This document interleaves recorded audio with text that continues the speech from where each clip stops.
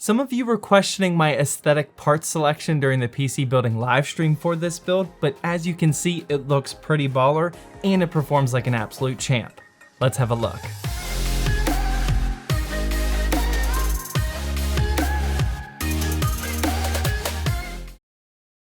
Hey, welcome to Zach's Tech Turf, and just as a reminder, I've actually been doing my PC building live streams like this build over on my Twitch live stream at twitch.tv/ZachsTechTurf every Tuesday and Thursday at 8 p.m. Eastern time, so make sure you're following me over there. But before that though, make sure you also hit that subscribe button down below and also that notification bell. That way you never miss an episode. But yeah, let's check out this $800 gaming PC build guide after a word from today's sponsor. Today's video is sponsored by GVGMall, an online key reseller with our favorite Windows 10 Pro keys. If you're looking to remove that nasty Windows 10 unactivated watermark on your latest gaming PC, head on down to the links in the description. Here you'll find a Windows 10 Pro OEM key for under 17 bucks, but we want it cheaper than that. Select buy now and enter the discount code ZTT18 for an exclusive 18% off discount, which drops the price down to just 13 bucks. Go through the rest of the purchasing options. I'd recommend PayPal, and within a minute or so, you'll get your Windows 10 Pro key. Now on your PC, click start and type in activation and press enter, choose change product key, paste in your new key, and bang, Windows 10 is now activated. This is my personal way of activating my PCs. Check out my purchased order history here, so grab a Windows 10 key for yourself with the link in the description using discount code ZTT18. Alright, the bills are paid, so let's jump straight into the parts list. Everything is linked down in the description, by the way. And first up, we have the CPU, and big shout out to Micro Center for hooking us up with the 6-core and 12-threaded Ryzen 5 3600, which needs no introduction to the channel. I paired the 3600 with the Gigabyte DS3H, a very solid budget B450 option that I've used in a ton of build guides, and with the normal combo deal that you get at Micro Center, this CPU and MOBO together only costs $213. Hopefully you all know this by now, but if you don't, Micro Center is hands down the best physical store to go pick up your PC hardware, and I feel like a kid in a candy store every time I go. They have a huge selection of parts, tons of great prices, but most importantly are these CPU and motherboard combo deals, which is what I personally always take advantage of. One other part that Micro Center hooked it up with is the 500GB Intel 660p M.2 SSD. Micro Center was actually carrying the best price on this drive at the time of making this video, so that's why I went with it. And this is a very solid budget NVMe option, as it's rocking DRAM and 800MB/s read and write speeds. I'm not a big fan of the aesthetics of it though, definitely something to be aware of FYI. Moving down the parts list, we get to the RAM, and thanks to Corsair for hooking us up with the Vengeance LPX 2x8GB kit clocked at 3000 MHz. The Vengeance LPX is always one of the best budget choices for RAM out there, and because they have different color options, I definitely had to go with the red one for this build. Moving down to the graphics card, we have the XFX RX 5600 XT, specifically the 6GB thick 3 model. I've been using a ton of XFX graphics cards over the years, so this one was an easy choice, and I really like the performance and price point of the 5600 XT, but also this super clean and minimal design to it. Speaking of minimal designs, this case here is the NZXT H510i, and I absolutely needed this for my red, white, and black themed gaming PC. The H510i comes equipped with 2 LED light strips that can be used through the NZXT cam software, and I really just needed it to illuminate the entire build with a nice white light. I'm also digging the red accent to tie this build together, and you guys know me by now, but I've always just enjoyed the NZXT minimal designs that their cases have. This isn't the best option for airflow if that's what you're after. Please don't leave a comment down below thinking you're a genius because you can call out an NZXT case for not having optimal airflow, but you'll see later in the benchmarking section that our temperatures are perfectly fine. Sticking with the NZXT theme, however, we have the power supply, and now for this build guide, this was supposed to be a C650, but they accidentally sent me a more expensive C750. The C series of PSUs from NZXT is actually fantastic. It's rated tier A on the LTT tier list, but since I originally requested a C650 and they accidentally sent a C750, I'm only gonna budget out for the C650,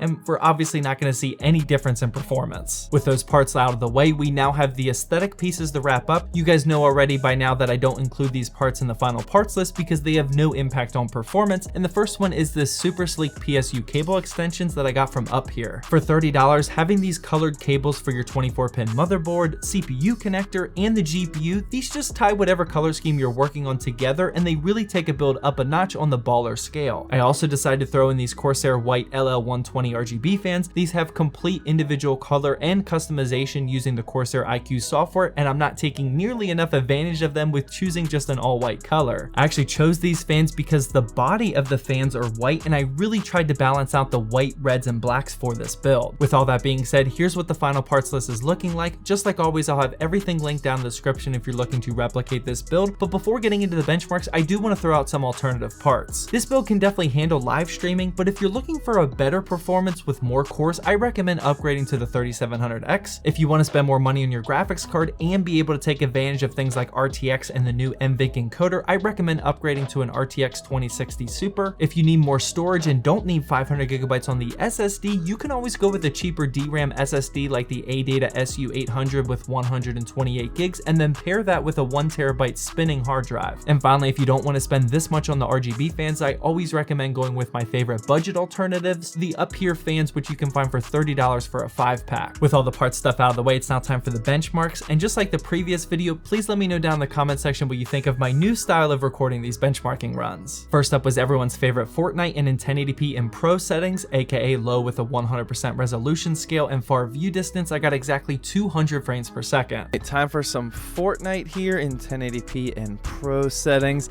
from the one and only Fortnite God. Let's go land somewhere where I hope there's people so we can get this recording over with quickly. That'd be great. Oh, definitely hearing some action over here. Oh, there he is. No weapon? Easy kill. Uh-oh. See somebody from a distance. Does he see me? I don't think he sees me. He might have just landed. He doesn't have any weapons, I don't think. Oh, there he is. Oh, one shot, one kill. Oh, there he is. Boom, shotgun kill. That's how we do it. Oh, I gotta reload. Uh-oh. Wow. Let's go. He had a gold gun. What is this? Following that was Rainbow Six Siege, and with the built-in benchmarking tool in 1080p and Ultra settings, I got a whopping 294 FPS. I think it's safe to say that this should be a 1440p game for this build. Following that was Counter-Strike Global Offensive, and in 1080p and low settings, I got another ridiculous FPS average number of 309. CSGO time. Let's see if we can get a couple kills before the time runs out. Hey, look at that. We killed a bot. Uh-oh. Here we go. Hey, another bot kill. 2 bot kills. Oh, here we go. Precision shooting against the bot. Not bad. Where are the real people at? Here we go. Is this a real person? I want to kill a real person. Nope, another bot. That's why I can kill him so easily. Oh. Got that one too, though. Nice shot. Thank you, sir. Oh, one more. Triple kill against the bots. Not bad. I'll take it. Uh-oh, this guy's gonna get me. Wow, on fire. For a much more demanding title, we have Borderlands 3, and in 1080p with Ultra settings, I got a very respectable 71 FPS average. PlayerUnknown's Battlegrounds followed, definitely still not optimized and still very tough to run, and in 1080p Ultra settings, I got 104 FPS. And for my least favorite game on the entire planet to benchmark, PUBG, 1080p and Ultra. Let's try and drop somewhere hot so we can get this show on the road and get to the next game. Is there anybody out here? I mean, my game is running pretty smoothly, but too bad I don't see any enemies.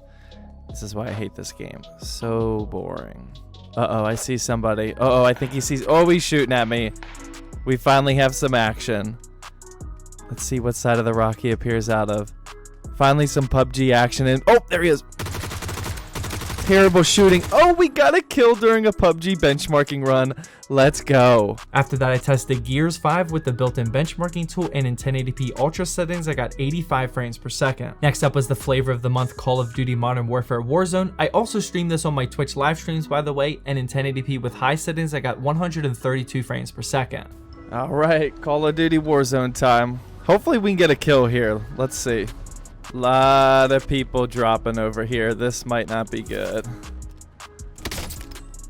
Did I really just do that? Straight to the gulag. Okay. Straight to the gulag. Wow. Please don't judge me. Oh, melee! Coming back, baby. Gulag Gary. That's what they call me. Enemy soldier incoming. What? Oh, there he is. Uh-oh. Terrible shooting. See if we can get him. Where'd he go? Oh boy. Got him. Let's go. Oh boy, I see somebody else. Oh boy. See if we can get a snipe kill. Wait, was he looking at me? Oh, there he is. Not good, not good. Ooh! Ooh! Got the upper hand.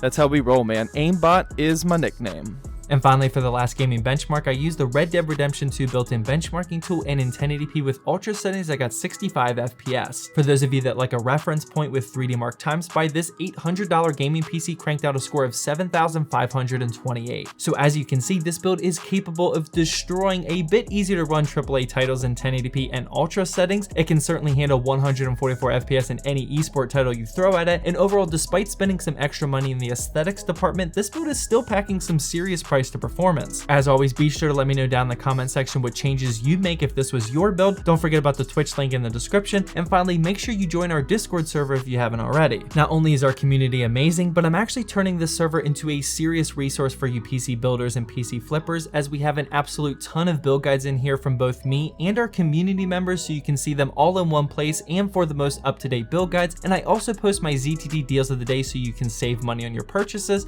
And finally, I hope you enjoyed this video.